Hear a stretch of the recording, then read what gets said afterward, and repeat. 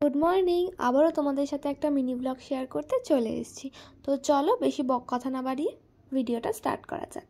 তো আজকে ফার্স্টেই তোমাদেরকে দেখিয়ে দিলাম আমি প্রচুর ফল টল নিয়ে বসে পড়েছি, কারণ এই সমস্ত ফলগুলো আমাকে এখন কাটতে হবে। প্রচণ্ড ঠান্ডার মধ্যে সকাল সকাল স্নান করে নিয়েছি, স্নান টান করে এখন আমি পুজোর জোগাড় করছি। কী পুজো তোমরা তো সবাই জানো, আমার আগের ব্লগে তো তোমরা দেখেছোই। এখন আমাদের বাড়িতে চলছে ইতু পুজো। এই ইতু পুজোটা আজকে ছিল, আজকে ইতু পুজোর একদম লাস্ট দিন, কারণ আজকে ইতু মায়ের উদযাপন।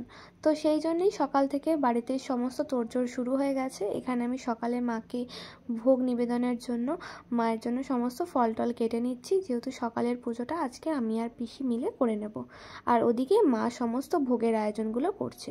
তো তোমাদের সবটাই শেয়ার করব, তোমরাও দেখতে থাকো যে তোমাদের কেমন লাগছে আমার এই ছোট্ট আজকের মিনি ব্লগটা।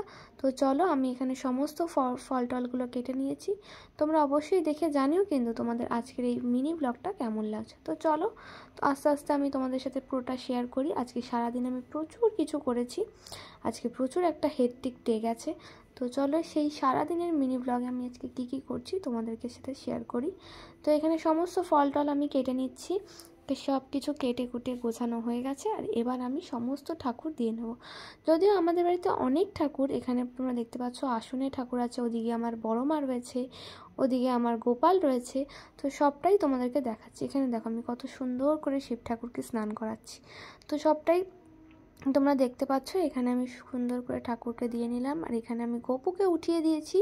গপুকে উঠিয়ে এখন আমি গপুকে স্নান করাবো ঘুম থেকে উঠিয়ে।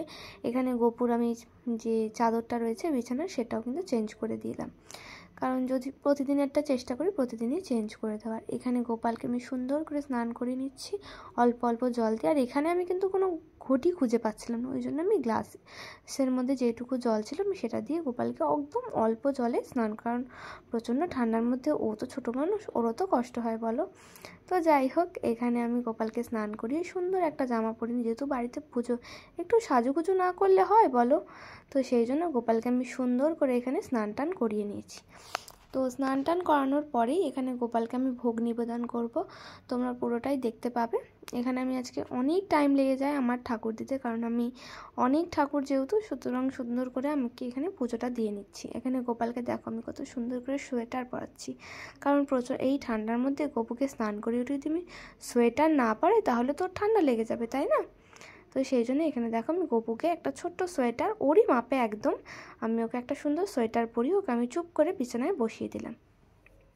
তো এখানে বসানোর পরেই এখানে আমি সমস্ত কিছু দেখো ওকে ঠাকুর দেওয়া হয়ে গেছে আমার। এখানে আমি সবটা ইতু মায়ের জন্য গুছিয়েও নিয়েছি, এখানে যা যা দরকার হয়। আর এখানে এই যে গোপালকে আমি আজকে ভোগও দিয়ে নিয়েছি, গোপাল এদিকে খেতে থাকুক, আমি অবশ্যই গোপালকে আবার পরে খাইয়েও দিয়েছিলাম। আর এখানে এই যে আমি আর পিসি মিলে আজকে ইতু পুজোটা করছি। তো তোমরা সবটাই দেখতে পাবে, এখানে আমি কত সুন্দর করে পুরোটা করছি। তো এখানে ফার্স্টেই তোমরা দেখতে পাচ্ছ পিসি সুন্দর করে কত সুন্দর পুজো করছে, আর এখানে আমার মা সমস্তটা রেডি করে ফেলেছে। এদিকে পায়েস হচ্ছে, ওদিকে সমস্ত ভাজাভুজির যেগুলো হবে সেগুলোও কাটা হয়ে গেছে। আর এখানে আমার মা বললে একটুখানি সুন্দর করে ভিডিওটা করতে। তো যদিও প্রচণ্ড তাড়াহুড়ো ছিল, তার মধ্যেও কিন্তু আমি যতটা পেরেছি তোমাদের সাথে শেয়ার করছি। তো এখানে সমস্ত ভাজা টাজাগুলো মা সুন্দর করে ভাজছে।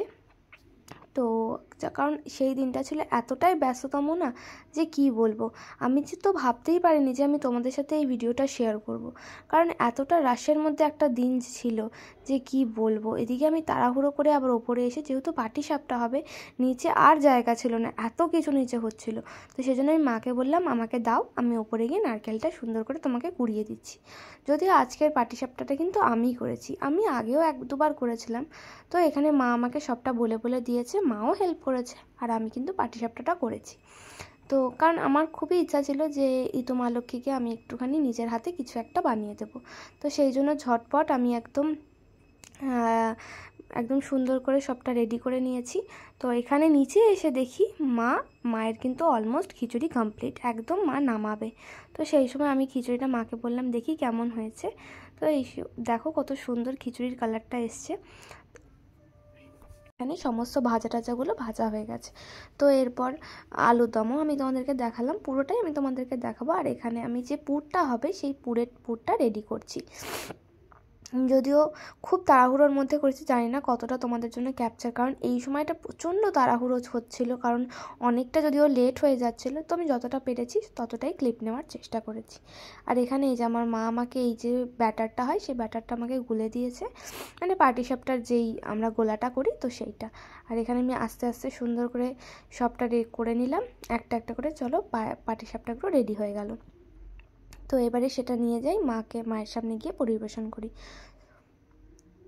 তো এই যে দেখো কত সুন্দর আমার মা রেডি করছে, পুরোটা সুন্দর করে আমার মা পুজো করছে, কারণ আমার মা সত্যি, আমার মা পিসি দুজনেই খুব সুন্দর পুজো করতে পারে। তো আমি এখানে মা সমস্তটা ভোগ মাকে নিবেদন করলো। এখানে দেখতেই পাচ্ছ কত সুন্দর লাগছে, দেখো দেখতে। আর গাছগুলোও দেখেছো কত সুন্দর উঠেছে, যদিও অনেকটাই মানে যেহেতু আমরা ঘরের মধ্যে রাখি না, তো সবসময় সেটা ঠিকঠাক করে ওঠে না। আর এখানে দেখো সমস্তটা আমি তোমাদেরকে দেখাচ্ছি আমাদের আজকে কি কি হয়েছে, মাকে কি কি ভোগ নিবেদন করা হলো। তো এখানে আমি সবটাই তোমাদের এখানে পায়েস, আলুর দম, তারপরে চাটনি, ভাজা। তো চলো এরপরে পুজোটা কিন্তু হয়ে গেছে। আর এখানে আমরা যেহেতু 4টে অলমোস্ট বেজে গেছে, তো সেই জন্য আমরা মাকে বিসর্জন দিতে বেরিয়ে গেলাম। তো এই ছিল আমার আজকে একটা ছোট্ট মিনি ভ্লগ। তোমরা অবশ্যই দেখে জানিও তোমাদের কেমন লাগছে। মনটা যদিও খারাপ লাগে, কারণ একটা মাস মা আমাদের সাথে থাকে, তো তারপরে 1 মাস হয়ে গেলে মাকে আমরা আবার বিসর্জন দিই। আসছে বছর আবার হবে। তো তোমরা সবাই ভালো থেকো, সুস্থ থেকো। আর মাকে জানাই মা যেন সবাইকে ভালো রাখে, সুস্থ রাখে, এই মায়ের কাছে কামনা করি। তো তোমাদের অবশ্যই তোমরা দেখে জানিও আমার এই ছোট্ট ইতু পুজোর মিনি ব্লগটা তোমাদেরকে কেমন লাগলো। তো এখানে দেখো ভাসান দিয়ে এখানে আমার মা সবাইকে একটু জল ছিটিয়ে দিচ্ছে, কারণ এটা তো নিয়ম, এটা করতেই হয়। তো তারপরে আমি চলে গেছিলাম, একটা ছোট্ট আমার নেলসের কাজ ছিল, তো সেইটাও আমি সন্ধ্যাবেলা কিন্তু করেছিলাম। তো এই ছিল আজকের মিনি ব্লগ। তো কেমন লাগলো অবশ্যই জানিও।